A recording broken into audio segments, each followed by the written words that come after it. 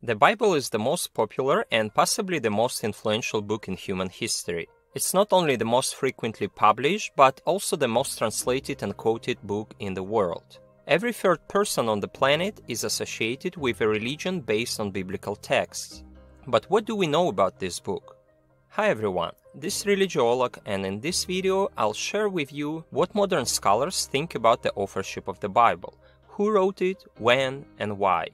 I base my presentation mainly on the works of these scholars and also on the lectures of Professor Christine Hayes and Joel Baden at Yale University. I highly recommend watching them, but if you don't have over 40 hours of free time, I'm glad to summarize it for you in a relatively short presentation covering the basics of modern biblical scholarship. And I will also do my best in translating it into plain language. Of course, the topic of biblical authorship is very complex. There are many approaches and theories. And I'll try to mention various perspectives, but mainly I'll focus on some versions of the neo-documentary hypothesis or theories related to it, like the European model, for instance.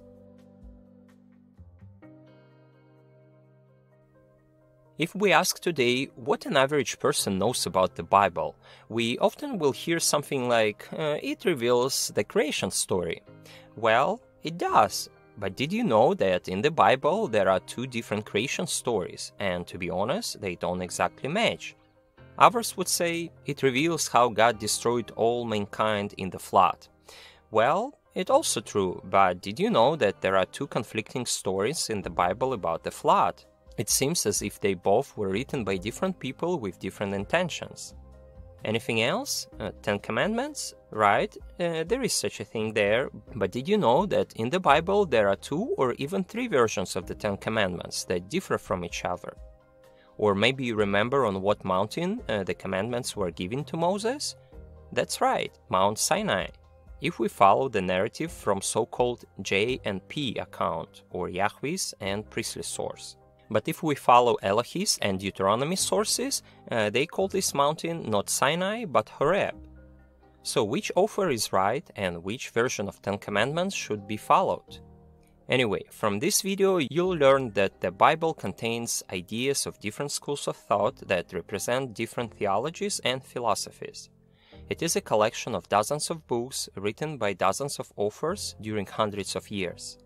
These people sometimes had very different ideas about who and why created this world. They present us with different creation accounts, and their image of God and gods differs as well. And yes, you've heard me right, not God, but gods, because many biblical authors were not monotheist as we understand it today. They didn't think that there is only one God in this universe. I hope you are intrigued and ready to move forward. Here is what we are going to cover in this presentation. First, I'll briefly explain what the Bible is. I'll share what is the oldest complete text of the Bible and why no one really has an access to the Bible or to the real Bible, because all we have are translations that involve interpretations and subjective choices. Then we'll talk a bit about the group of people that produced these texts. I will explain why the Torah, or the first 5 books of the Bible, were written not by a single person and not by Moses. It consists of several sources that scholars call J, E, P, and D. I'll explain the differences between them. You also will learn when the people of Israel received the Torah for the first time and what led to this important event. Moreover, you'll learn how the politics and economy were involved in the decision-making about some texts and many more. Thirdly, special attention will be given to the book of Deuteronomy that presumably was found in the temple in Jerusalem in 621 BCE. It inspired King Josiah to destroy altars of other gods in the Jerusalem temple and altars around the country and to centralize the cult of God Yahweh. From that moment, all the Jews supposed to worship only this God and only in the Jerusalem temple. So we'll try to understand how and why it possibly happened and what was in that magic book. Then we'll discuss who and when could possibly compile all these sources together, in other words, who created the Pentateuch. After that, we'll discuss so-called Deuteronomistic history, or the next 6 books of the Bible after the Pentateuch and who possibly wrote them. And finally, we'll briefly cover the later prophets and Ketuvim, or the writings.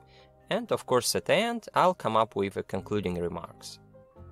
There are timelines in the description, so if you'd like to move on to any specific section, please do so. But now, without any further ado, let's dive into it. First of all, many people think that the Bible is a Christian book, which is a library of 66 texts written by more than 40 authors on 3 different continents during a period of about 1,000 years. It was written in Hebrew, Aramaic, and Greek languages. But if we put aside the New Testament, then we'll remain with a Jewish Tanakh that consists of 24 books. Christians call this part of the Bible the Old Testament. It's basically the same in content, but it's divided not into 24, but into 39 books. And only when to these 39 books Christians add 27 books of the New Testament, they will get the Protestant Christian Bible. In some Christian traditions, it will have a few additional books. On the screen you may see how they are divided to different parts and which books are added to the Catholic or Eastern Orthodox Bible. But in this video we are focusing mainly on the Hebrew Bible or Tanakh that Christians call the Old Testament, with prior focus on the first 5 books of the Bible. They are Genesis, Exodus, Leviticus, Numbers, and Deuteronomy. Jews call this part of the Bible the Torah, while Christians call it the Pentateuch. At the same time, an important thing to realize is that we don't really have the Bible itself. All of them are translations, and as Baden states, all translations are of course interpretations and involve choices, and choices that are not merely stylistic. The oldest complete text of the Hebrew Bible we have is from the 11th century CE. Yes, you've heard me right, from the Middle Ages. It's called the Leningrad Codex. Why? Because it currently resides in former Leningrad, modern St. Petersburg, Russia. Basically, all current translations of the Bible, including the King James translation, comes from this text. But scholars point to some obvious problems with this text. It's important to know that for a long time, Hebrew had only the consonants, no vowels. Here you may see the difference. And just try to imagine what kind of problem you may face if you'll have a modern text without vowels. So somebody had to decide and agree on what vowels were the most appropriate. And that's exactly what happened in the 11th century when the Leningrad Codex was written. Do you see any problem with that? It means that the people living in the 11th century made a decision on how we must pronounce or read the Bible. But notice that it's 2000 years roughly after the earlier biblical texts were written, and this manuscript became the basis for all modern translations. At the same time, modern scholars can identify there some typos that were transmitted into later biblical translations, or in what some of us call the Bible. When the Dead Sea Scrolls were found in 1940s, scholars identified some other problems. By the way, currently the manuscripts from the Dead Sea Scrolls are the oldest texts we have of the Hebrew Bible. They are from the 2nd century BCE, but they represent just some fragments of the biblical text, and their variations aren't always the same as ours. Here are some examples. In Exodus 24, right at the beginning, the Leningrad Codex text says, and here God talks to Moses, "Come up to Yahweh with Aaron, Nadab, and Abihu, and 70 elders of Israel."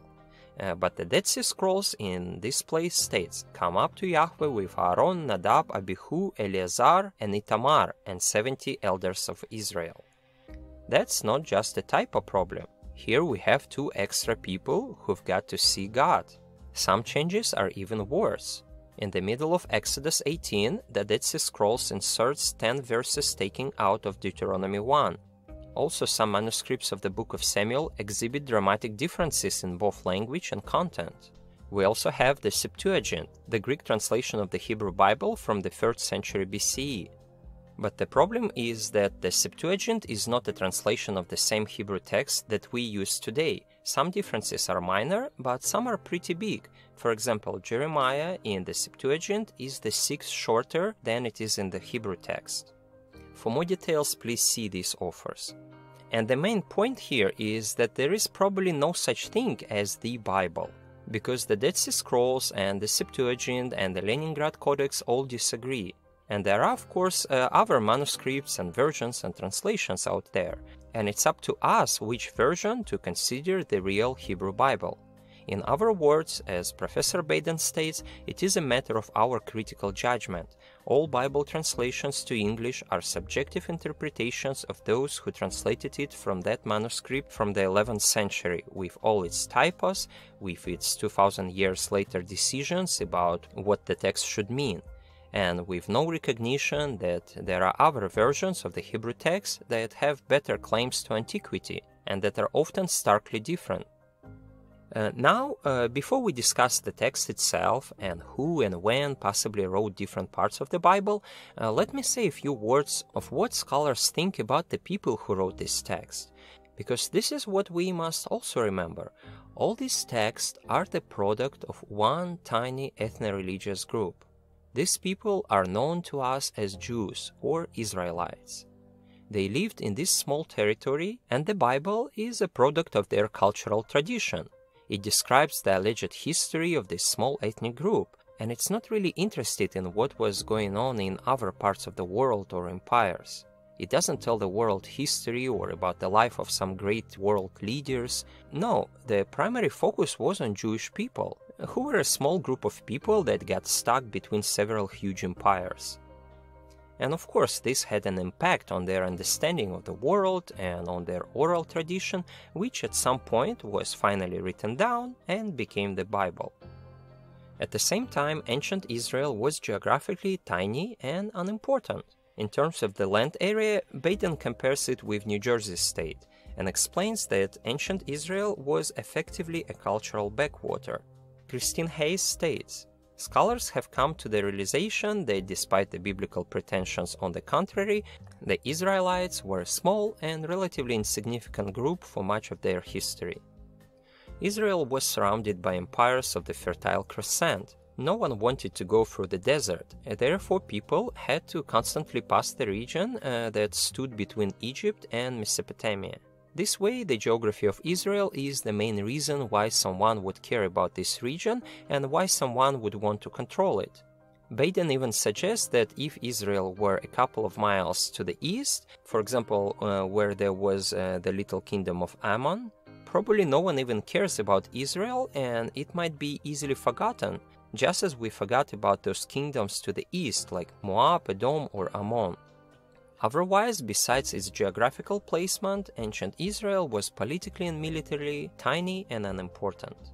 While ancient Egyptians were building pyramids in the middle of the 3rd millennium BCE, or Mesopotamians were building their magnificent ziggurats, nothing special was happening in Israel. And this land was constantly under the control of other neighboring empires: Egypt, Assyria, Babylonia, Persia, Greece, and then Rome, and then everyone else until 1948. But this makes this book even more interesting. If Israel was so tiny and unimportant, then how did we end up thinking that stories of this small ethnic group for the last 2 millennia became the bedrock of the entire Western civilization?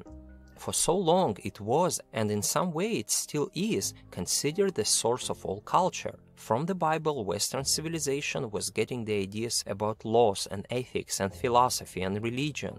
It was treated as some sort of unprecedented discovery that came out of nowhere, unlike anything that ever came before it, and it literally transformed the face of our planet. I think I won't be wrong if I'd say that there probably was no other book in human history that influenced our civilization so much. For a long time, the Bible was considered something unique, the source of all culture, and an exceptional source of wisdom superior to other ancient texts. But recently, archaeology gave us access to ancient literature that strikingly resembles material from the Bible. In Egypt, we found the wisdom of Amenemop of the 13th century BCE. And it turned out that many biblical proverbs are almost verbatim taken from this Egyptian text. In Ugarit, we found ritual texts very similar to the ritual prescriptions in the book of Leviticus and Numbers. The legend of the birth of Sargon resembled the story of Moses, while Enuma Elish resembled the story of creation from Genesis. From the Hittites, we found laws of the 17th century BCE that looked almost identical to the laws in the book of Exodus.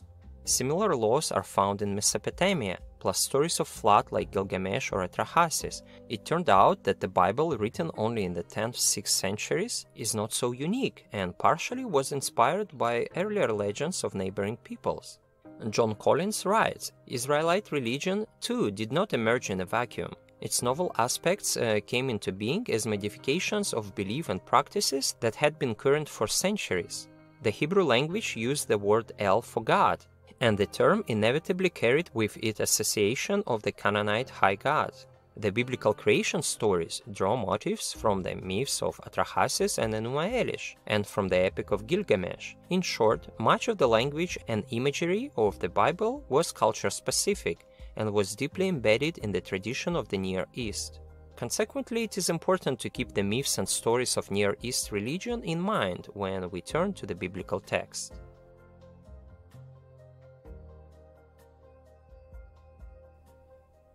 So now, let's discuss this phenomenal book in more detail. Based on the data available to us today, biblical scholars understand that even the Torah, or the first 5 books of the Bible that traditionally attributed to Moses, is a product of many different authors or schools of thought. They lived at different times and pursued different motives. They were interested in different geographical regions and different lifestyles, and they wrote their texts with specific ideological and political goals.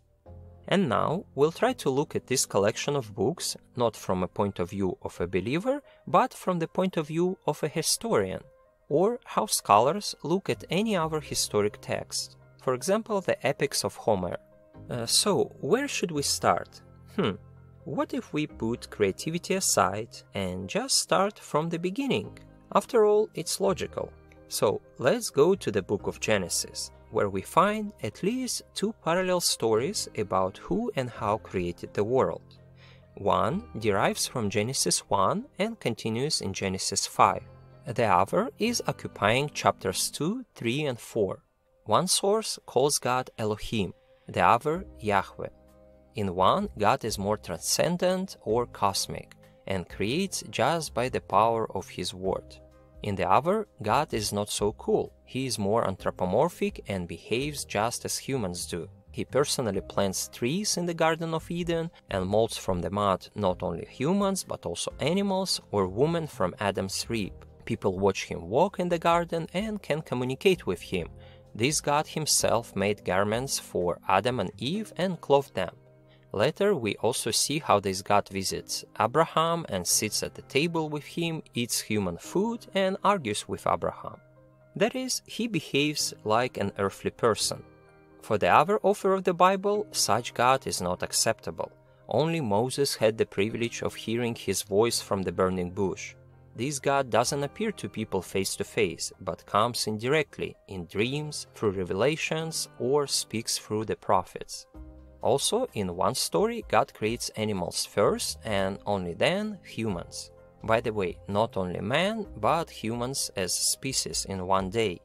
In the other story, what scholars refer to as YAHWIST, God first creates Adam, only then he decides to create animals, precisely for the sake of this one man, and only then he decides to create a woman. Plus, there are many other dissimilarities. Some of them you may see on the screen.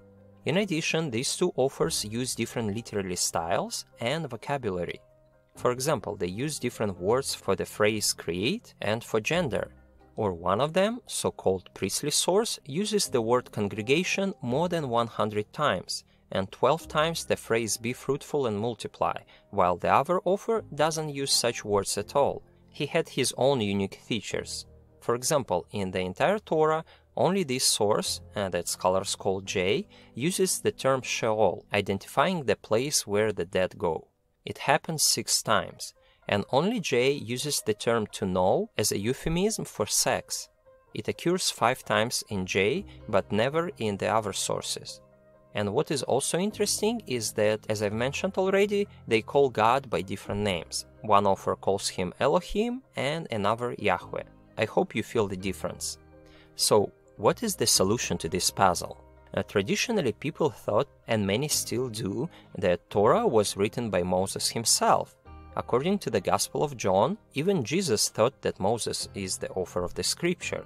However, today the absolute majority of biblical scholars agree that the Torah or the Pentateuch is not a product of one person.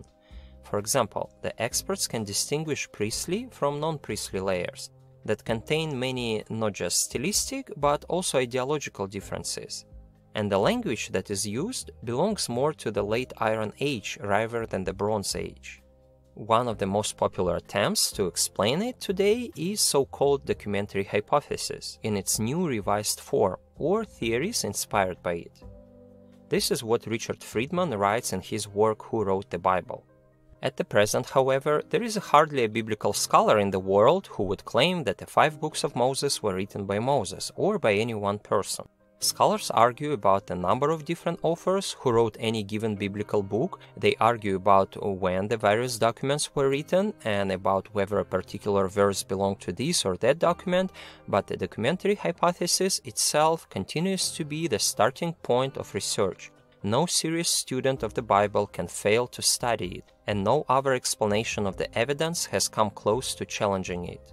The hypothesis takes roots earlier, but was developed and popularized mainly by Julius Wellhausen in the 19th century. It claims that the first 5 books of the Bible are based on 4 originally independent sources, which gradually developed in different traditions. They are the YAHWIST, ELOHIST, Deuteronomist, and priestly sources. As you will learn soon, all of them were written in different historical periods, possibly divided by hundreds of years, and they represent different and even competing schools of thought and theology. Later, someone combined them into one document, somewhere in the 6th or 5th century BCE. I'll even tell you who possibly did it and why. Of course, it would simply be educated guesses, but guesses of experts in the field. This is what Joel Baden states. When the Pentateuch is read with a careful eye toward the narrative inconsistencies, the individual fragments coalesce into 4 strands or sources, each of which is intentionally consistent and markedly distinct in its historical claims. Furthermore, each of these sources is recognizable as an independently composed text, a document that once stood on its own, only later to be incorporated with the others. This claim, 4 originally independent documents that have been subsequently combined and interwoven, is the central assertion of the documentary hypothesis. At the same time, we must remember that the Bible evolved. It's not something static. Each source has a history and could be edited along the way. Similarly, the Pentateuch itself, after the compilation of the documents, has its own history of development and possible changes. Today, this theory exists in different variations, and some scholars also lean towards so-called fragmentary or supplementary hypothesis. The second one also talks about different sources, but a bit differently. This approach is also called the European approach or the European model, and could be presented by these scholars. Likewise, it exists in different variations, but basically claims that originally there was one major document, presumably the core of the book of Deuteronomy, chapters 12 to 26, that may be the oldest part of the Torah, to which other materials was later added as an extended introduction. At the same time, please don't get me wrong, if there are several different theories, it doesn't mean that they are absolutely incompatible or somehow in conflict with each other. In fact, they aren't. The European approach doesn't stand as a contradiction of the documentary hypothesis. It is rather an alternative explanation of how the Pentateuch came to look the way that it does. Remember that the main claim remains the same. The first 5 books of the Bible are a product of several different people or schools of thought throughout a long period of time, and most experts would agree that it was compiled hundreds of years later than Moses presumably lived. I hope I made it clear. They might disagree with some details, like the quantity of layers, but these fundamental claims are almost undisputed in modern biblical scholarship.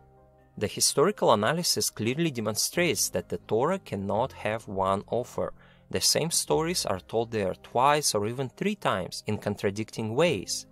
There are also many anachronisms or inconsistencies that cause many questions. For example, there are such doublets, as in one place Moses' father-in-law is called Reuel, while in the other his name is Jephthah. Or a minimum age of service for Levites is 25 years old in one place, but in the other they have to be 30 years old. Or where was the location of the tabernacle where Moses met with God? In one place, it's in the middle of the camp, but in another, it's outside the camp, and such things cannot be reconciled. There are many more such inconsistencies or anachronisms. Here are the couple examples from various authors. I don't want to name all of them, but here is just one example. The Philistines that are mentioned in the book of Genesis and Exodus were not present in Palestine at that time. Such places in the text made scholars realize that these books were written way later than the time they pretend to be written. Here is another example, the flood story. Biblical scholars find two distinct flood stories in Genesis. This is how Richard Friedman, in his work Who Wrote the Bible, divides them. And if we read Genesis from 6:5 to 8:22 altogether, we'll find too many contradictions and inconsistencies. As some scholars state, it is basically unreadable. We find too many doublets in Genesis. It mentions twice the birth of Noah, or 2 times God tells Noah about the flood, or 2 times Noah and his family enter the ark, and so on. But what is more interesting is that it's not simply a repetition, they contradict each other. One of the most obvious examples is that in one story the flood lasts 40 days, but in another it lasts 150 days. There are 2 passages that speaks of how many of each animal entered the ark. According to one, 2 of every sort. According to the other, a pair of unclean animals, but birds and clean animals, 7 pairs each, so that Noah could later sacrifice them. Again, in one story God is called Yahweh, in another Elohim. In one, God behaves like a human, he personally closes the door of the ark after Noah and personally comes to smell the sacrifice. In another story, God is transcendent or cosmic. In the first, waters of the flood come from below, from the deep, and from above, the floodgates of the sky. In the second, it's just a rain. In one story we have a raven, while in the other it's a dove. One has a rainbow, the other doesn't. One has sacrifices, the other doesn't. To explain this particular difference, many scholars believe it's because it was written by descendants of Aaron, who believed that no one before Aaron, neither Adam, nor Noah, nor Abraham, no one had the right to offer a sacrifice to God. According to the documentary hypothesis, this narrative is a product of priestly source that was more likely put together during the Persian period, somewhere in the 6th century BCE. This tells us that the authors not simply lived in different eras and in different social conditions, but they also pursued specific theological or political goals. So, if we divide these stories, we'll see that they both are perfectly complete and coherent. They have beginnings and endings. They are internally consistent and coherent in plot, theme, and language. And the problem appears only if we try to combine them into one. What is also interesting is that when we divide both stories, we also find stylistic differences. Each story has some unique features. This is what Richard Friedman says. The very fact that it is possible to separate out 2 continuous stories like these is remarkable itself, and it is strong evidence of the documentary hypothesis. One need only try to do the same thing with any other book to see how impressive this phenomenon is. But it's not only that it's possible to carve out 2 stories. What makes the case so powerful is that each story consistently uses its own language. Baden points to other stylistic differences. Here is a slide from one of his lectures during the course on the Hebrew Bible that he offered at Yale. For more on that, see also Chapter 4, Doublets and Contradictions in Hayes' book. But what is even more interesting is that those 2 flood stories perfectly match 2 creation stories that I mentioned before. And when we look at them separately, they appear consistent and logical. They have a similar literary style, relying on similar concepts and vocabulary. And this is another incredible argument in favor of the documentary hypothesis. Please note that today many scholars no longer focus on stylistic differences. What is more important is the historical claims of various narratives. We first must identify whether they contradict each other or not, and if they do, this is the main indicator of different sources. The rest is secondary. And please don't get me wrong, I'm listing all these arguments not to demonstrate to you how many errors the Bible has. All these are well-known hypotheses among professional religious scholars. Many of these experts are religious people themselves, and it doesn't prevent them from looking critically at the Bible. Especially if you are a Christian, remember that Christianity is a religion of revelation. For Christians, faith in Christ is what really matters, not faith in the book, and for millions of Catholics, Orthodox Christians, and some Protestants, the Bible itself doesn't matter much. Many believers had never read it, and this doesn't prevent them from remaining Christians. I say this not to offend someone, but to explain that regardless of your worldview, everyone may find it interesting to learn some historical facts about the Bible. The main question that we have to answer is why, in the canonical text that we have in our hands, there are so many illogical contradictions. This is the main question. That's why we need to do a literary analysis to answer this question. That is the starting point. And only after examining the text, the documentary hypothesis comes to conclusion that more likely the Torah had 4 major layers or sources. Here you may see how some scholars divide them by time and features. Shortly, J is the one who calls the God Yahweh and represents interests of the southern kingdom of Judah. Elohist is the one who uses the word Elohim for God and stands for the northern kingdom of Israel. D is the author of Deuteronomy that emphasizes the importance of worship only in Jerusalem, and P is the author of the priestly code, found mainly in the book of Leviticus and Numbers. It stresses the rules and rituals of worship and claims that only the descendants of Aaron were to be allowed to officiate such rituals and sacrifices.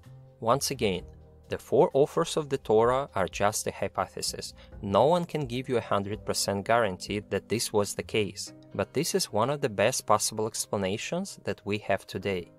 Now let's see each source separately. Traditionally, YAHWIST is viewed to be the earliest source, probably from around the 10th or 9th century BCE. And if so, then after many years of oral tradition, the stories of Adam and Eve, or the flood, or Abraham and Moses were first written down many years after these alleged events. In this source, God Yahweh behaves almost like a human, both mentally and physically. He literally walks and talks with humans. He actually descends from heaven to see what his creatures are building there. Also in this source, the author names God Yahweh, or like this. Since back then they didn't use vowels, and the exact pronunciation isn't known. Some call it Yahweh, some Jehovah, due to mistranslation error.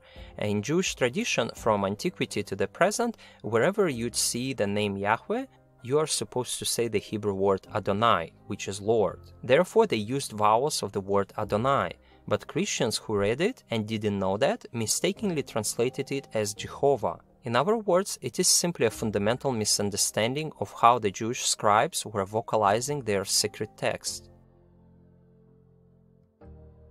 Another interesting feature of the YAHWIST source is that the author justifies the monarchy from King David in the south in Jerusalem and criticizes those who live in the north in the capital of Israel, Shechem. Also, as Richard Friedman writes, in J and only in J, Judas is a significant figure. In J, Judah is the brother who saves Joseph from their other brother's plan to kill him. In addition, in J the ark is important, but in E it is never mentioned. The ark was located in Judah, not in Israel. There are dozens of other interesting features, but I'll end here. Just adding that J text is more folkloric. It is filled with miracles, it has talking animals like a snake or a donkey, and it doesn't idealize its characters, but presents them with weaknesses. The next source is E, or Elohist. This author calls God Elohim, and only after Moses received the revelation on the mountain, this author allows himself to call the God Yahweh. That is, for him, this is one of the key turning points when the God of Israel, for the first time in history, decided to reveal his name. This is how some scholars describe Elohist. Let's go into some details. Barry Banstra reminds that the Elohist source favors a distant deity who comes in dreams or in the form of an angel. In contrast to the YAHWIST narrative, the Elohist source refers to Sinai as Horeb and to the Canaanites as Amorites. Dr. Banstra also states that the Elohist author lived in the northern kingdom after the breakup of the Davidic kingdom, probably sometime in the 800s BCE. This author, in contrast to J, is critical of the descendants of King David, but defends the legitimacy of the northern kingdom and King Jeroboam's tribe Ephraim. Richard Friedman states that in E, the connections are disproportionately with the northern kingdom of Israel, and more specifically they relate to the Levites of the priesthood of Shiloh. Thus, in E, Israel acquires its territory at the city of Shechem, the future capital of Israel, by a purchase rather than by violence. In E, the stories of the births and namings of the brothers do not include Judah, but they do include all the tribes that were part of the northern kingdom of Israel. Also, while ELOHIST praises the heroes of the north, it diminishing the status of Aaron. Only here Aaron addresses Moses as "my Lord" and declares superiority of Moses. That is, we see how strongly political and ideological prejudices are woven into the text of the Bible. One text praises some and criticizes others, and the other text does the opposite. Some experts believe that this text wasn't compiled in the 9th but in the 8th century BCE, after Israel was captured by Assyria in 722, and refugees from the north migrated south. Then, some anonymous editor in Jerusalem probably combined the sources J and E into one, somewhere in the late 8th century. The YAHWIST source remained the primary text, and material from the ELOHIST source was incorporated into it. Here's an important historical note.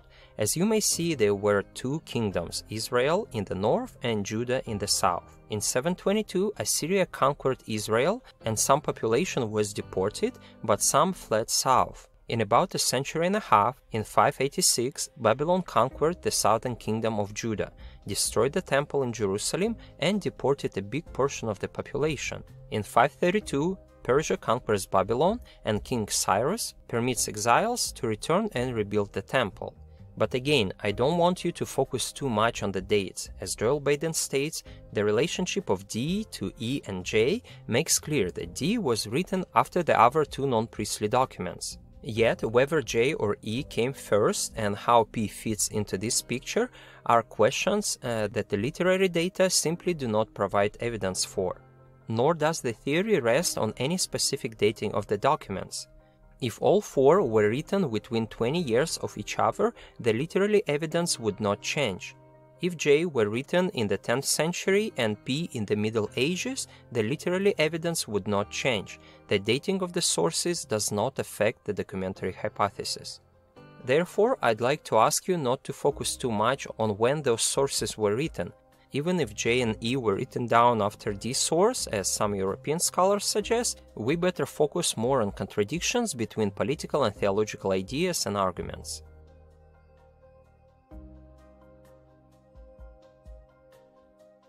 Now, after I mentioned this, let's move on and see what are the special features of P source. Have you ever read instruction for a refrigerator or any other machine? Yes, it could be really boring.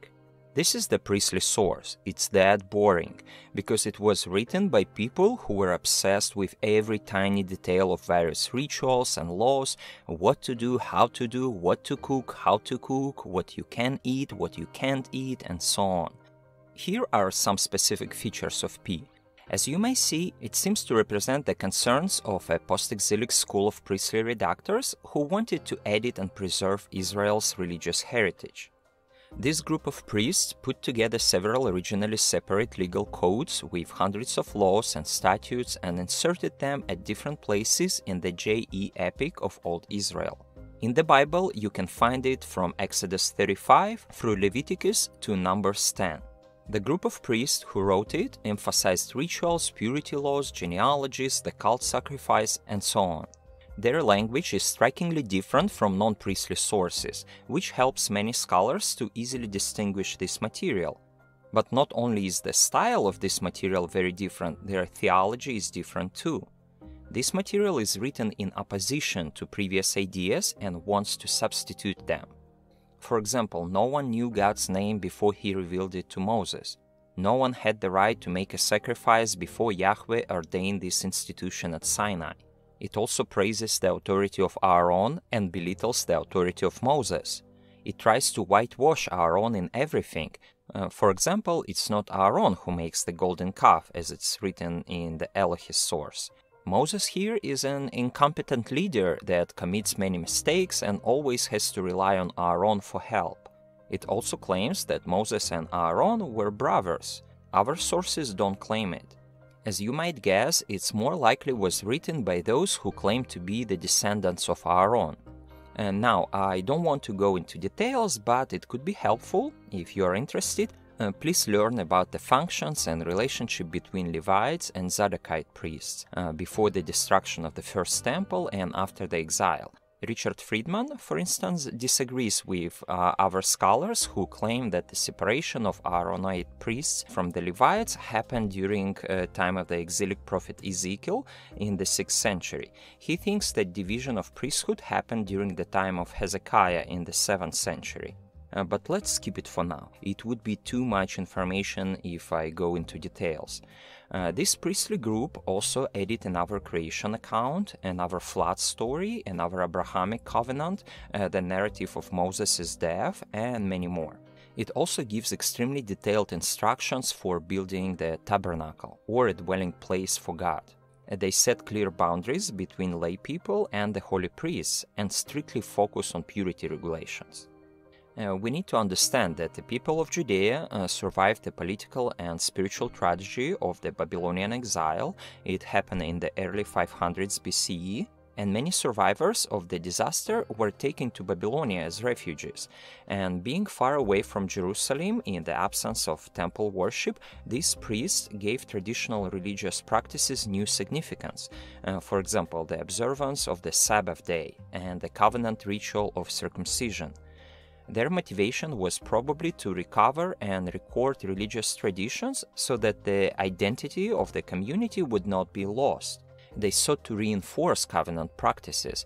It probably came out of the feeling of guilt as repentance for neglecting it in the past. This way, they possibly wanted to prevent a worse tragedy in the future. They also had to deal with the problem of defining Judean faith in contrast to Babylonian religion. Because imagine, now they found themselves in this new environment. It's like being taken from a small town in, let's say, Guatemala to New York City. They suddenly had to think, how do other nations and empires fit into their God's plan?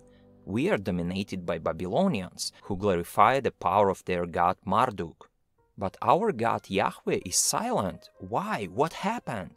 Anyway, this way, this group of priests wanted to adapt Israelites to new circumstances in the 500s BCE. They needed new theology where a world ordered and controlled by their national God Yahweh. These priests wanted to show people that their God Yahweh is in charge of everything and everything goes according to his predetermined plan. These assurances inspired hope in the hearts of demoralized and struggling Israelites. Another unique feature of P is that it makes distinction between priests from the lineage of Aaron and all other Levites. And it's really very important for P. Only ancestors of Aaron may serve as priests and only they can do sacrifice in the temple. All other Levites serve as lesser clergy. Even though most scholars would claim that priestly code was written after the book of Deuteronomy, during or after the Babylonian exile, some would agree that P precedes D. For example, Richard Friedman thinks that P source was composed in the First Temple period before the exile. Here is his argumentation. But basically it states that since priestly source emphasized so much the importance of the tabernacle and other attributes that were important only during the period of the First Temple, it means that it made no sense at all to picture P being composed in the post-exilic Second Temple period, because P required all sacrifices and the other ceremonies to be performed only at the tabernacle forever, but the tabernacle no longer existed in that period. Eventually, Friedman suggests that there are layers of the priestly source. The first is a response to the Josianic reform, and the second is a response to the exile.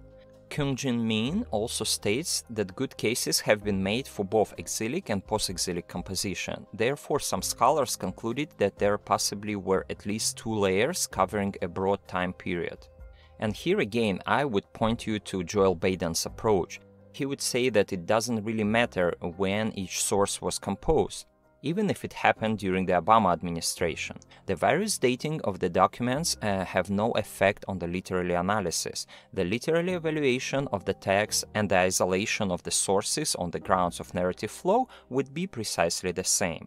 And finally, Christine Hayes reminds that because P sources often appear in introductory and concluding statements, many source critics believe that priestly writers were responsible for the final editing of the Pentateuch.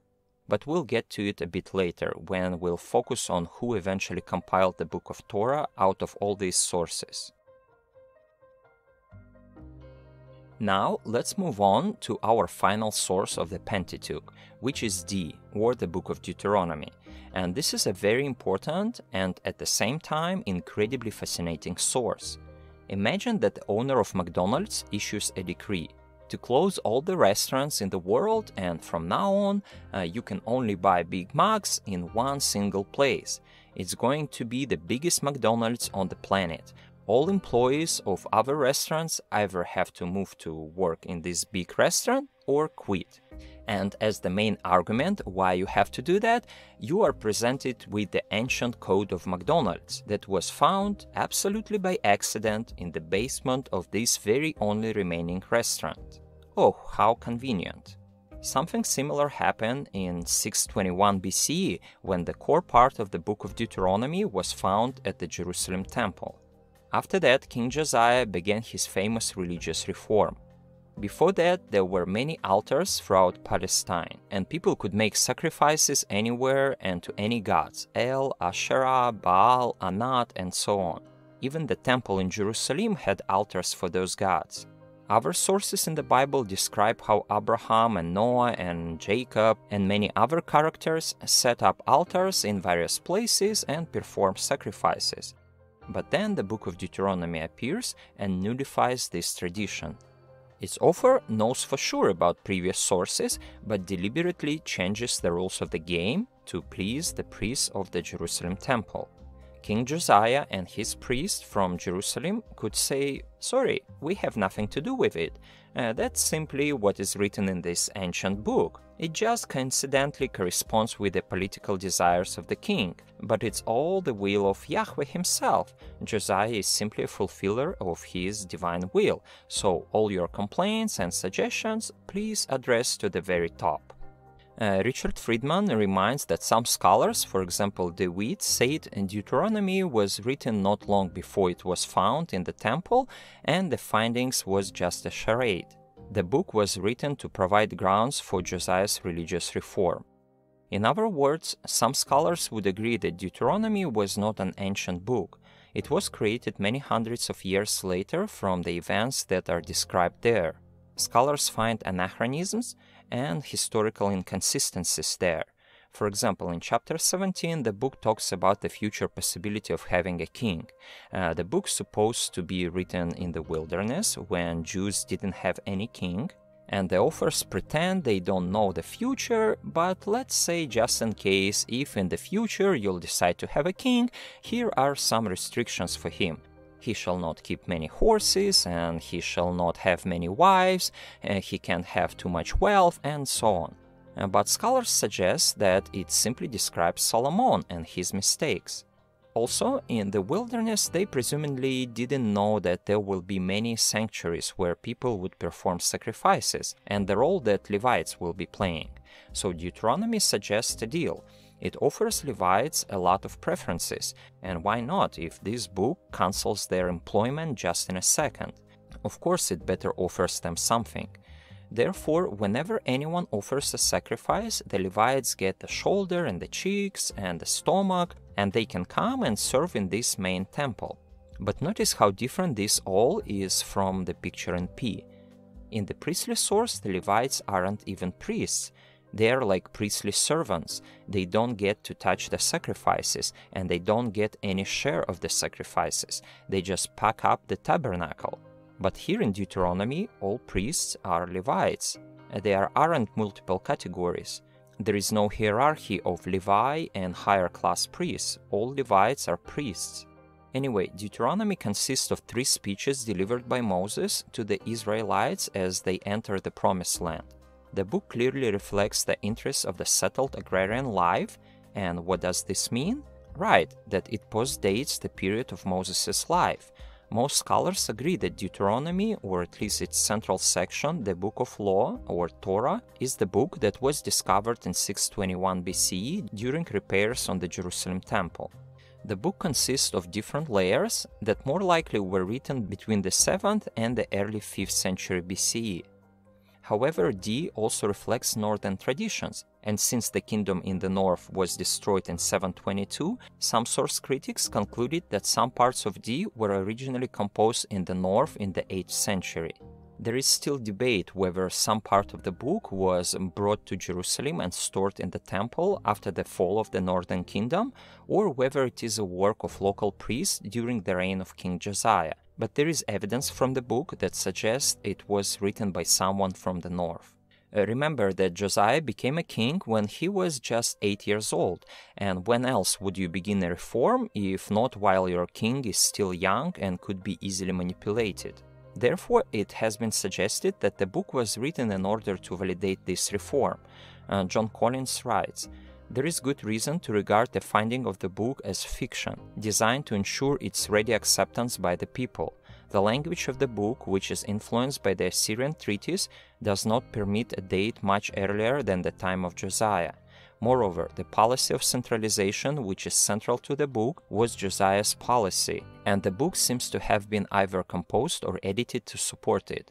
The elements that deal with centralization, either of the cult or of authority, were surely the work of Josiah's scribes.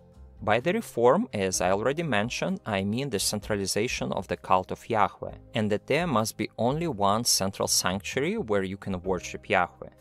The religious reform happened since 622 BCE, while Josiah was still a young king in his 20s. And supposedly, under the guidance of local priests, he systematically destroyed all other altars and shrines, including those at Bethel, the cities of Samaria in the north, and other sanctuaries associated with the Genesis patriarchs.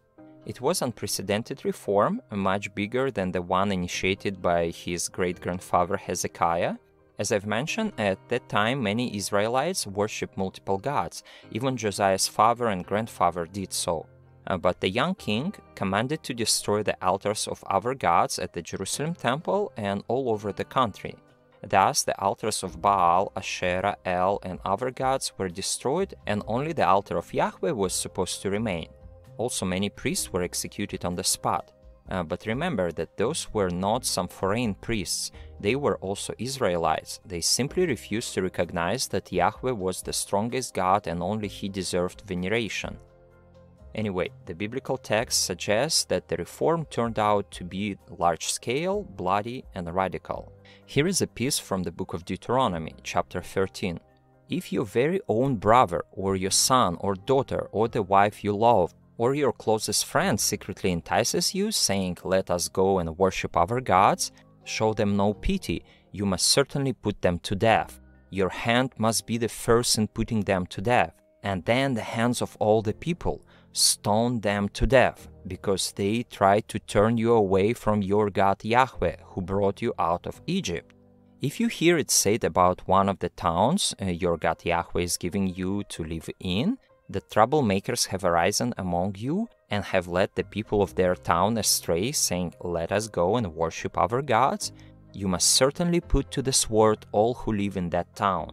You must destroy it completely, both its people and its livestock. You are to gather all the plunder of the town into the middle of the public square and completely burn the town and all its plunder as a whole burnt offering to your God Yahweh. That town is to remain a ruin forever, never to be rebuilt." Scholars suggest that the reform might be connected to the politics, since it was time when the Assyrian Empire had declined, but the Neo-Babylonian Empire had not yet ascended, and Josiah decided to use this opportunity to re-extend the Davidic kingdom northward. John Collins states, "The centralization of worship in Jerusalem was part of a wider effort to centralize control, and this is reflected in the laws of Deuteronomy. In one respect, the promulgation of the law of Deuteronomy was an exercise in the politics of control." Robert Wright also reminds that there were different versions of Yahweh, and it's hard to have control if there are various interpretations of Yahweh's will. It threatens national unity. Therefore, Josiah sought to have a control over Yahweh's identity and thus over Judah's. But scholars argue about the scale of this reform, and some are very skeptical about it. After all, the archaeological evidence suggests that the area had many open-air sanctuaries with altars dedicated to several deities. In the Bible, they are often called high places, so we find many signs of polytheistic religious activity in that period. Multiple shrines are found and indicate that religion of Israelites wasn't centralized and they worshipped many gods.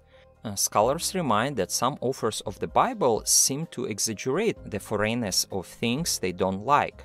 Therefore, we should not be surprised if monolatry's prophets and politicians did the same. When I say monolatries, I mean the Yahweh-only party that promoted not a pure monotheism, but that in their land only Yahweh deserves worship.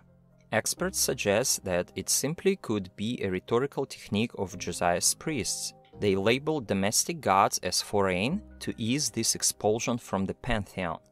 This way, Israel's religion was alienated from itself, but not from some other religion. Today, more and more scholars argue that the Canaanites and Israelites were not distinct people. Their culture, religion, and language are strongly intertwined. Recently, it became clear that Hebrew is simply a Canaanite dialect. Israelites also worshipped Canaan god El, and even the name Israel suggests it. Christine Hayes reminds that the tradition to worship Yahweh more likely came from the south. There is evidence of it in the Bible. Many scholars have suggested that P and E preserve a memory of a time when Israel worshipped the Canaan god El. In the Bible, Exodus 6:3, we find next passage when Yahweh appeared to Moses and said, "I appeared to Abraham, to Isaac, and to Jacob as El Shaddai. But I did not make myself known to them by my name Yahweh." It hints that at some point, two distinct traditions were combined. There are striking resemblances between the biblical God of the patriarchs and the Canaanite god El.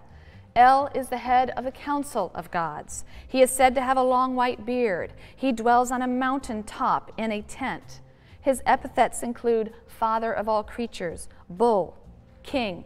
He is also described as the protector of patriarchs, patriarchal figures, a god of the father of the clan, it says in the text. He guides them, he protects them, he promises them descendants. Many biblical passages depict God exactly this way, as the head of a council of divine beings. He's occasionally described with some of the epithets that are associated with El. He's referred to as the father of all creatures. There are poetic passages in which he is referred to as bull, also certainly as king.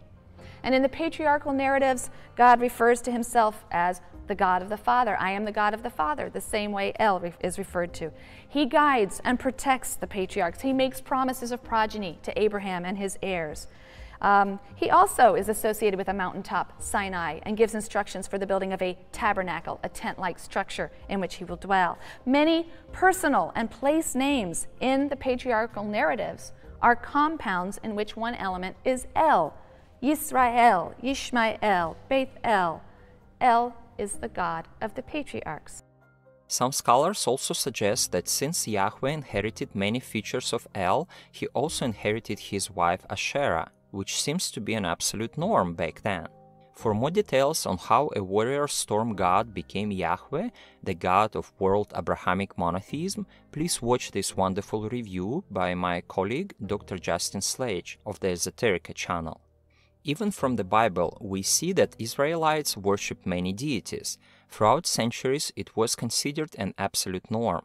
All these gods had official altars and priests. Even famous King Solomon revered many gods, and after him, during hundreds of years, many generations of kings were polytheists. But King Josiah decided to change it through his violent reform. Just imagine what might happen when someone destroys your places of worship and commands you to worship not as you prefer or as you were taught by your parents and grandparents, but tries to impose a very specific way. Will you rebel? From now on, Israelites were ordered to worship only Yahweh and only in one single place, the temple in Jerusalem. In the book of Jeremiah, we see how people who fled to Egypt after the fall of Jerusalem complain that everything was so good when our fathers, our kings, and our officials worshipped the Queen of Heaven in the towns of Judah and the streets of Jerusalem. But now, because people were forced to worship only Yahweh, Judah ended up in trouble. In other words, they accused religious reform of bringing them the destruction and famine. But it also tells us about the diversity of practice and belief in ancient Israel. Even nowadays, many people take their religion very seriously, some even willing to die for it. Let me briefly remind you what happened in the 17th century when Russian Tsar Alexei Mikhailovich, under the influence of Patriarch Nikon of Moscow, wanted to reform the Russian Christian Church. It didn't even have to do much with the issues of doctrine, but mainly external ritualistic nuances. People were asked to perform services similarly to Greek Orthodox worship. For example, the direction of procession was clockwise, but people were asked to perform it counterclockwise. Or before that, they did sign of the cross with 2 fingers, but now they were asked to do it with 3 fingers. And what do you think happened? Many people refused to follow. Come on, our parents, grandparents, and ancestors were doing so for hundreds of years, and now you want to change it? No way, it's a heresy. Even despite severe persecution and punishment, people did not obey. Following the old tradition was punishable by death. But even despite torture and after seeing how hundreds and thousands of old believers were publicly executed, people did not give up. Many sacrificed their lives or had to migrate to safe places but did not abandon their style of worship. So now you can imagine what might happen in Judea in the 7th century if what is described in the Bible truly happened on such a scale. And it's also important to understand that it wasn't a struggle between Israelites or some foreigners. No, just the same as in the 17th century Russia, it was an internal conflict. Talking about Yahwism in general, Christine Hayes even calls it a civil war. She explains that it's clear that the biblical patriarchs and matriarchs are not strict Yahwists. The P and E sources preserve this insight and show that the patriarchs worship God as El, and only later God revealed himself as Yahweh. Hayes points to the biblical passage in the book of Joshua, who was the successor to Moses. Here we see how Joshua presents the Israelites with the following choice. Now therefore fear Yahweh, and serve him with undivided loyalty. Put away the gods that your forefathers served beyond the river and in Egypt, and serve Yahweh. Choose this day which ones you are going to serve, but I, in my household, will serve Yahweh. After that, Hayes explains that this passage preserves a memory of the people's ancestors worshipping many gods, perhaps El, Baal, and others in the Canaanite pantheon. Only later would the Yahweh-only party polemicize against and seek to suppress certain undesirable elements of Israelite Judean religion. Those elements would be labeled Canaanite as part of a process of Israelite differentiation. Thus, what appears in the Bible as a battle between Israelites and Canaanites may be better understood as a civil war between Yahweh-only Israelites and Israelites participating in the cult of their ancestors. Okay, so the centralization of cult of Yahweh is a major theme of the book of Deuteronomy. But now let's see what else scholars say about this book. According to Joel Baden, D not only has its own aims, arguments, and style, it makes some serious adjustments. For example, in D, Moses takes credit for things that in E, Moses didn't do. In D, it's Moses who has the idea of choosing judges from among the Israelites. In E, that's Jethro, his father-in-law, who appears nowhere in D. Also, in the spies story, in D, Moses takes credit for what Caleb did in J account of the same story. Also, in D, Moses is more critical of Aaron, so it's correcting the E source. It adopts E and J narratives, but what is more important, in many senses, D takes over E's covenant code and reworks those laws. Virtually every single law in the covenant code is restated in Deuteronomy. Some of them are nearly verbatim, some have just small revisions, but some are completely new. So D is consciously rewriting not just narratives of E, but also its laws. But in doing so, D isn't written to supplement E, but to replace it. Baden emphasizes that you really cannot read both E and D together as a single continuous narrative, and not just because the laws are repetitive and sometimes contradictory, but because D goes out of its way to refute some of E's central claims. For example, in E, God proclaims the Ten Commandments, and then people promise to obey the laws to come. Then Moses immediately gives them to Israelites, who ratify them in a special covenant ceremony where Moses throws blood on them, and so on. But in D, God gives Moses the laws privately, and then Moses puts them in his pocket and holds onto them for the next 40 years, until the Israelites reach the border of Canaan. Only then, after 40 years, Moses will reveal it, and people will make this covenant with Yahweh based on the law code. And it makes sense in D because Yahweh gave those laws to observe them not on the way in the wilderness, but in the promised land that they will occupy in the future. One more thing. Deuteronomy clearly proclaims itself to be a covenant, and this covenant is in fact a treaty. It is very similar to the treaties made between kings and vassals across the ancient Near East. Baden reminds that those who are familiar with the genre of such ancient texts could clearly understand that the form of Deuteronomy replicates the form of the ancient Near Eastern treaty, for example, Hittite vassal treaties or Assyrian vassal treaties. The basic form of such a treaty in the ancient Near East is like this. There is a preamble followed by a historical prologue where a king is addressing the peoples he's just conquered. In the preamble, he would say, "I am whoever king of whatever." Then historical prologue. "Remember when I conquered you last year?" And then basic stipulations of allegiance. "Since I conquered you, you'd better do all the things I say." And then the terms of the treaty and so on. Anyway, I think you've got the point. Deuteronomy has all these features. Israel is obliged to Yahweh the same way that a conquered people is obliged to its conqueror. Also, Deuteronomy asks Israel to love their God. But what is interesting is that the word love appears also in plenty of ancient Near Eastern treaties, where it doesn't mean emotional love. Love is something that the lower party or vassal shows to the suzerain or the powerful party. It just means obedience or loyalty. So, it meant you should be obedient and loyal to Yahweh, not to love Him emotionally. The heart in the Bible was understood to be the seat of thinking. The liver was the seat of emotion. So when the Bible says love Yahweh with all your heart, it could be read as obey Yahweh with all your mind. Another very important thing to remember is that when we see the word Lord in the Torah, we must often replace it with a proper name, which is Yahweh. So not the Lord is our God, but Yahweh is our God, meaning not some other God is our God, but Yahweh, the God that took us out of Egypt.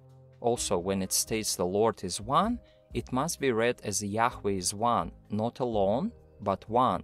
Hear, O Israel, Yahweh, our God, is one Yahweh, meaning that Yahweh is manifested only in one place.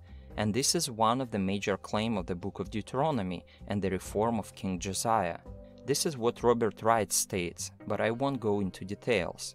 Whoever wrote the book of Deuteronomy wasn't a monotheist, as we understand it today. This book doesn't declare that Yahweh is the only God in the universe. No, there could be plenty of gods, but in our land we will worship only Yahweh, the God that brought us out of Egypt. We in fact have archaeological inscriptions that talk about various manifestations of Yahweh. I pray to Yahweh of Samaria, or I pray to Yahweh of Teman, and so on. And it was a common thing back then with other gods, the Baal of this place or Baal of that place. So it was more of insistence on there being one place of worship. There is one and only one place where you can worship Yahweh. Therefore, there is only one place where you must bring your sacrifices and your money. Everything must go to Jerusalem. You want to make a sacrifice to God? Cool. But you can no longer do it in other places. We are going to destroy all other places of worship. If needed, we are going to kill all priests that don't agree with us. But from now on, all money and goods must come to Jerusalem. So, please, Levites, You are all unemployed. But here's the deal. If you wish, please come to Jerusalem and we'll offer you a job. Who do you think could write such a book? Well, I guess you understand without me saying it. But also this book wants people to view their God differently. If before Yahweh literally dwelt in the temple or the tabernacle, now the temple is a place where only God's name dwells, but Yahweh himself now dwells in heaven. Remember, at Mount Sinai, Yahweh dwelt on the top of that mountain, and Moses went there to meet him. The elders went there with Moses, and they also saw Yahweh on the mountaintop. He was covered with a cloud. But what happened next? After Israelites constructed the tabernacle, according to Yahweh's instructions, this God moved there and already lived not on the mountaintop, but literally lived in the tent, just like Canaanian god El lived in a tent. The cloud too moved from the mountain to the tent, and from now on, Yahweh spoke to Moses not from the mountain, but from the tabernacle. And later, when the temple was built, many people believed that Yahweh literally and physically lives there. Inside the tabernacle, there was the Ark of the Covenant. It was kept in the Holy of Holies. There was a priest who did everything to please Yahweh. He brought him food, spread a pleasant fragrance, and made sure that the light was always on so that Yahweh would not be in the darkness. And on the altar, every year many thousands of animals and birds were killed as a sacrifice to Yahweh. Today this is no longer done, because even after the temple was rebuilt, it was again destroyed already by the Romans in the 70 CE, and there was simply nowhere to make sacrifices. The offering was made symbolically. That is, people's ideas about God changed over time. And this way we may witness an evolution in the development of how people of Israel viewed their protector deity with whom they had a covenant. Again, it doesn't mean they already became monotheistic. No, King Josiah was also not a monotheist. He most likely believed that there were many gods. Every nation has its own. It's just that in his kingdom, only Yahweh needs to be worshipped. It was a treaty between the people of Israel and one particular deity that promised to protect them. At the same time, Israelites understood that other people that lived behind the neighboring hills worshipped other gods, no less real than Yahweh. It's just that those are the gods of other peoples. Therefore, there is no point in making sacrifices to them. And again, the reform of King Josiah and the only Yahweh party probably won only at the political level. The evidence suggests that many people refused to obey the will of the king and didn't worship only Yahweh. Some biblical experts state that the text suggests that the author of Deuteronomy was close to the royal court in Jerusalem. The text overpowers the king, and Josiah simply must act on its dictates. The discovery of the book associates the find with Shaphan, the royal secretary, and Hilkiah, the high priest. Both were trusted associates of King Josiah. Another theory suggests that Deuteronomy came from administrative circles. The book is the expression of a governmental group interested in shaping the structure and life of the nation. Orris Cross suggests the book had several editions and was written as a response to the sin of Jeroboam, who authorized Baal worship in the northern kingdom. It was written to be the inspiration for the reform of Josiah, but the second edition probably was completed during the exile, around 550 BCE. It encourages people in exile to live faithfully and to have hope for a better future, and probably was edited by a second Deuteronomistic editor. So let's recap a little bit. What do we have so far? By now, we focus on the first 5 books of the Bible and identify that it probably consisted of many different layers that were edited multiple times during the long period of time. We also discuss 4 major possible sources. They are J, E, D, and P. To put it shortly, J is the one who calls God Yahweh and represents interests of the southern kingdom or Judah. God here is very anthropomorphic. In ELOHIST, God is more cosmic and is called Elohim. E praises the heroes of the northern kingdom and Moses, while diminishing the status of Aaron. Only here Aaron addresses Moses as my Lord and declares superiority of Moses. In contrast, the author of the priestly code is critical of Moses but praises Aaron and his descendants. Only they are allowed to perform special rituals. It stresses the rules and rituals of worship and is very formal and repetitive. It also contains many older traditions but reached its full and final form in the exilic or post-exilic period.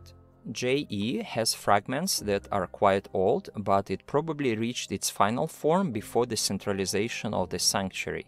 It is still comfortable with the existence of many sacred places throughout the land, so probably before 622.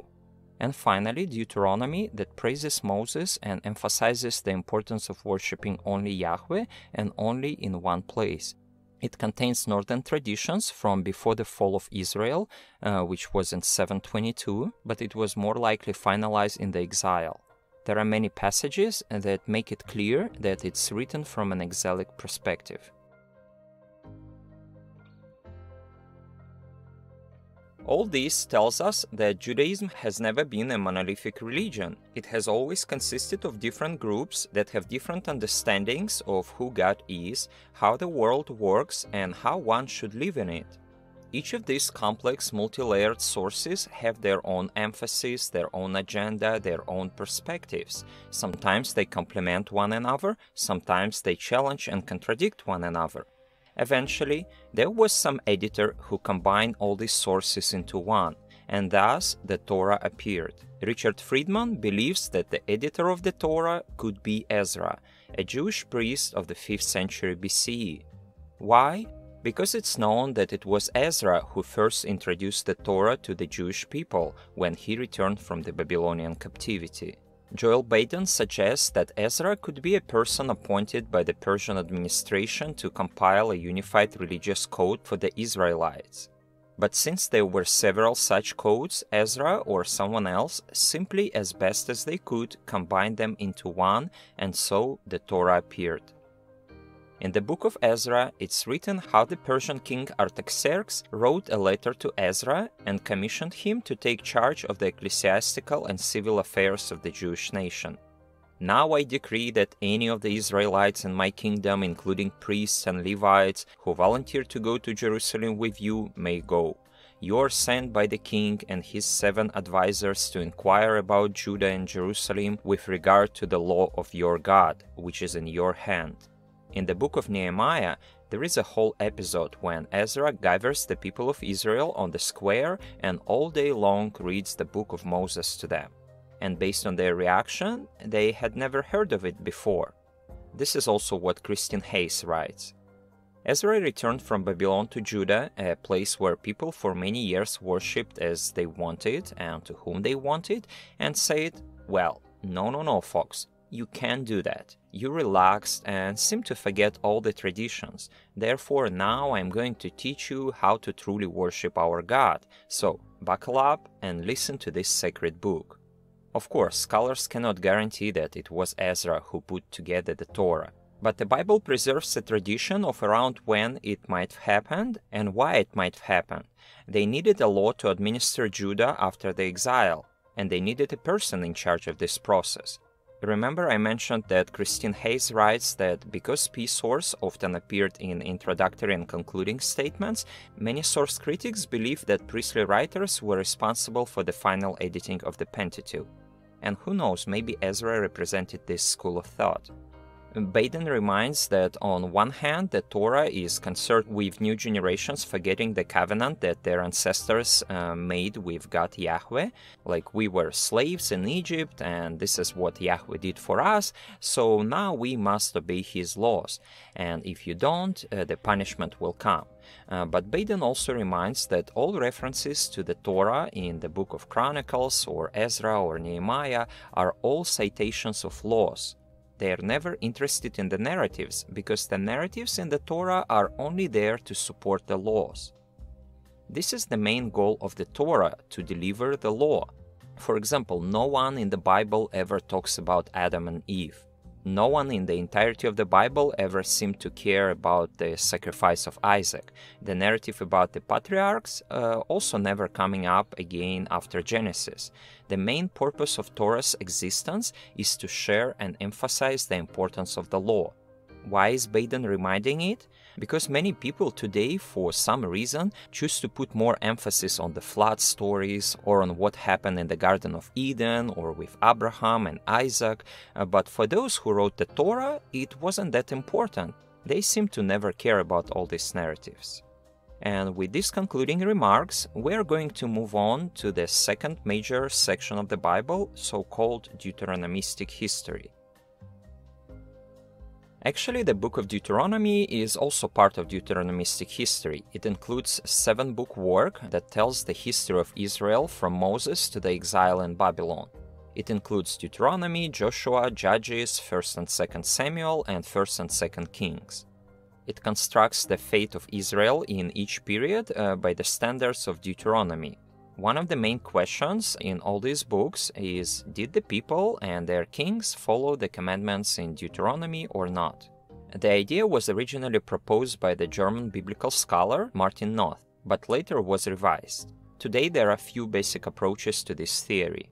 One suggests that the history was in fact first written not in the 6th century, as Martin Noth claimed, but in the late 7th century, maybe even by a single author, like Jeremiah or his secretary Baruch. And later, during the exile, it was supplemented by other authors who warned Judah for a broken covenant with Yahweh. For example, Richard Friedman believes that the Deuteronomist was a Levitical priest from Shiloh, and he argues that Jeremiah was in fact this Deuteronomist, or possibly his scribe Baruch. He writes, "We find that D has marked connections to both the poetry and the prose of the book of Jeremiah. In the poetry, there are at least 45 occurrences of terms and phrases that are characteristic of D and or the Deuteronomistic history." And you may see some examples that he provides. In his earlier book, he states it wasn't by one author, it contained various sections written by various people, such as the court history of David and the stories of Samuel. The finished product, nonetheless, was the work of one person. That person was both a writer and an editor. Many scholars, however, preferring to speak of a school or circle of priestly writers. Most scholars today are in agreement that the process by which this history was put together proceeded through at least 2 stages. Therefore, we have so-called Deuteronomist 1 and Deuteronomist 2 versions. Harris and Pletzner summarize it this way. The earliest version of the Deuteronomist history seemed to have been composed during the reign of Josiah, to accompany and presumably validate the reforms undertaken by the king. Clearly, the Deuteronomistic authors saw in Josiah the very model of a righteous king who had committed himself to Yahweh. John Collins also states that there can be little doubt, however, that the primary authors of Deuteronomy were Jerusalem scribes, initially in the service of Josiah. The editing of the book presumably went on for some time after Josiah's reign. The historical books of Joshua through Kings were also edited from a Deuteronomistic perspective, and so we should imagine a Deuteronomistic school whose activity continued even after the Babylonian exile. So this historian or a school of authors, redactors, probably began their work in Judah, but later parts of it were written from the exile in Babylon. This historian works with different sources and they contradict each other, for example Joshua and 2nd Kings, but the historian unites them. They probably even had access to J&E sources and some other sources that they edit and connect to guide people of Israel on what they must do and how. Sometimes because of these contradictions, it took a very funny shape. For example, Joel Baden provides the following interesting passage. In the book of Deuteronomy 16:7, it's described how the Jews should make the Passover sacrifice. It must be boiled in water. But in the book of Exodus 12, it's to be roasted in fire and definitely not boiled.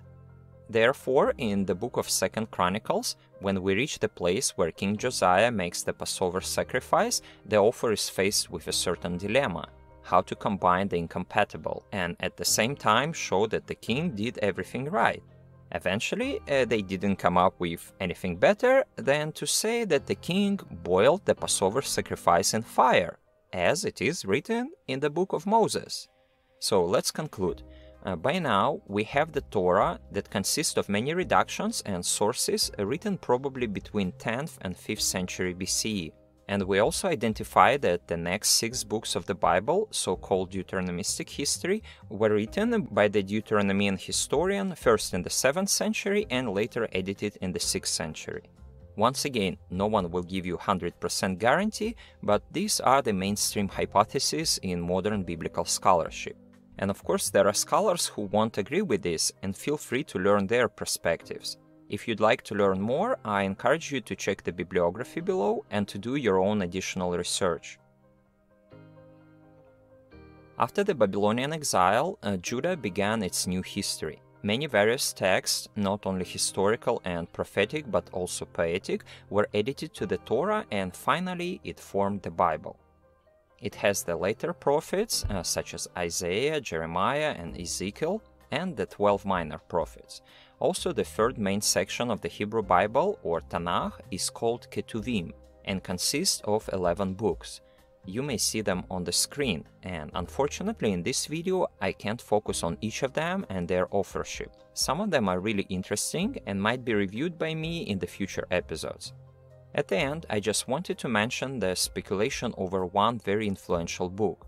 It is the Book of Daniel, which, by the way, chronologically seemed to be written last out of all the books in the Hebrew Bible. Its second part was written around 164 BC, just a century and a half before the birth of Jesus. However, it pretends to be written about 500 years earlier by a young man named Daniel.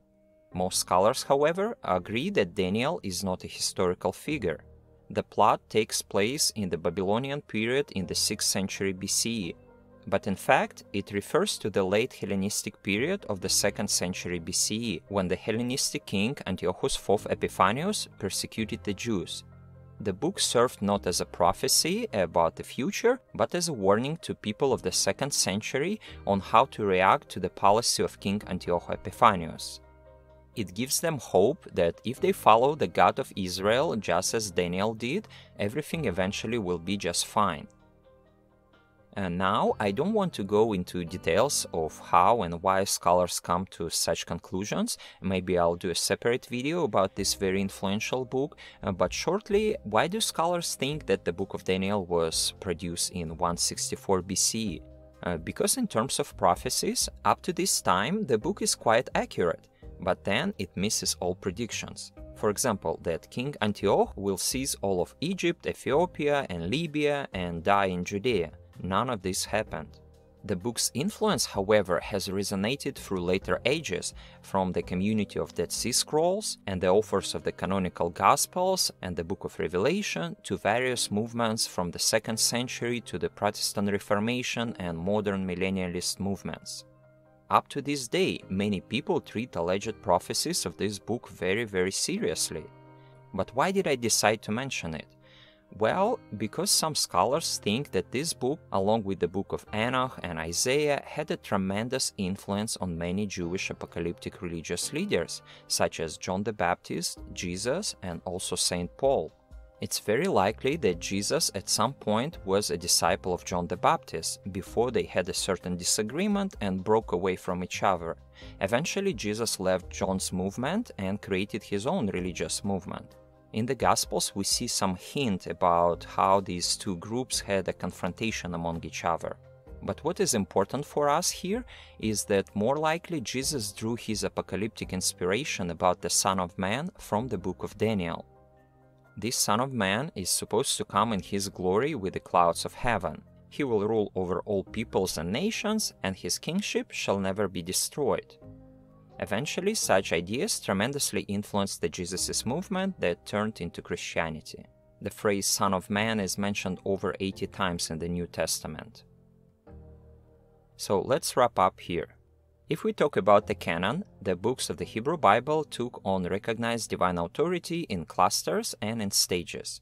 So it didn't happen overnight. The Torah, or Pentateuch, was the first cluster to emerge as a set collection. As I've mentioned, this has traditionally been associated with the figure of Ezra, but we don't have enough evidence to support this claim. This is what Lee Martin MacDonald states. The next collection to reach fixed form would be the prophets. It probably happened in the late Persian or early Greek period. The last collection to take final shape is Ketuvim, or the writings. But there was a difference between so-called the Bible of Diaspora Judaism and the Bible of Palestinian Judaism. And scholars suggest that it took some time for the Bible to become a closed document, and maybe in some regions it appeared earlier. The collection of Dead Sea Scrolls manuscripts also indicates that there was a degree of canonical fluidity and variation. Some books like Samuel or Jeremiah circulated in various versions, and different regional groups authorized different versions of the same book. And many scholars would agree today that one of the impulses behind inscribing and canonizing the biblical text was a concern for preservation in face of cultural threat. The first serious threat happened after the destruction of the first temple in 587 BCE and the exile. The people of God Yahweh needed some authority to unite and to bring them back to their cultural roots. The second major threat occurred when the Romans destroyed the Second Temple in 70 CE. Again, people of the God of Israel had to flee from their sacred city and spread around the empire. As Dr. Banster writes, probably from that point on, the Jews became functionally and practically speaking the people of the book. Judaism itself had to transform. There was no longer a temple where they could perform the sacrifices. The Sadducees as a class of priests disappeared, while rabbinical Judaism flourished. For a long time there was an opinion that the canonization happened at the Council of Jamnia, late in the 1st century CE. After the Second Temple being destroyed, rabbis gathered in that city, Jamnia, around 90 CE, and as a response to Christianity came up with a list of authoritative books. At the same time, today many scholars put to question the authority of this gathering. Okay, now let's conclude. So, in conclusion, we must remember, the Bible doesn't pretend to be and shouldn't be read as what might be called objective history.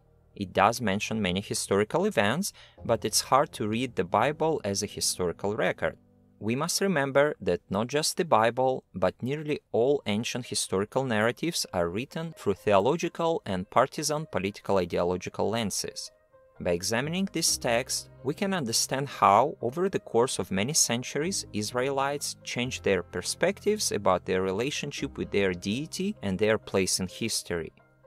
In the end, I also must come up with a disclaimer that what I've told you here is in no way the only possible way to look at the Bible and its authorship. I just try to represent a few familiar to me schools of thought. To my knowledge, they are the simplest and the best theories we have today. But of course, feel free to explore other scholars on that topic. Remember that the documentary hypothesis is after all a hypothesis. None of these sources posited by critical scholars J, E, P, or D has been found independently. And thus, the reconstructions of source critics must be continually re-evaluated and revised as new information comes to light. My friends, if this video encourages you to read the Bible, please remember that today we live in a very different world with different problems and ethics. Try to take into account the historical context, and remember that you are reading a translation. Every era has its own language, and it's important for us not to transfer the prejudice of our era into the past and vice versa. Also, one should not expect infallibility from the Bible. In those days, more than 95% of people were illiterate, so folklore and traditions were transmitted orally. Not surprisingly, in one village you can find one version of the legend, for example about the flood, and in another village another version. But all this doesn't mean that there are no historical facts in the Bible. We just need to be able to see behind the metaphors and symbols the historical reality in which the people of those times lived. If we read the story of the Tower of Babel in Genesis, it doesn't have to be taken literally. Experts say it was most likely a satirical story about the zikkurat of god Marduk in Babylon. When we read about Jewish folk hero Samson, who slays 1,000 men with a jawbone of a donkey, or gathers 300 foxes and ties them together by their tails to fight his enemies, we don't have to take it literally to appreciate the metaphorical message behind the legend. Similarly, in the book of Revelation from the New Testament, beyond many symbols and metaphors, one can see real historical events. But I won't say anything about the New Testament now. This topic is for a separate large video. By the way, on my channel I already have a video about 4 canonical Gospels, who wrote them and when, and also a separate video about Apostle Paul and his texts. Please take a look if you haven't yet. Don't forget to press the like button and please share this video with others. Special thanks to Daber, my first and still the only one patron on Patreon. I hope you'll join him soon. And to all of you who watched until the end, I wish you peace and health wherever you are.